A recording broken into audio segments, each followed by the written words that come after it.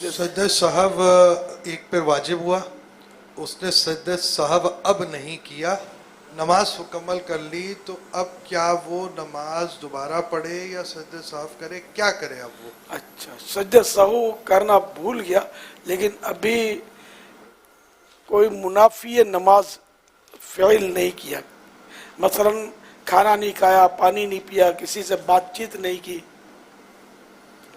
या जानबूझकर बेवुजू नहीं हुआ, तो ऐसी सूरत में सजदे सहू कर सकता है। अभी अगर जानबूझकर बेवुजू नहीं हुआ, वुजू टूट गया, तो बेवुजू की हालत में सजदा नहीं कर सकता। ये बहरहाल इसके फिर अलग अहकाम है।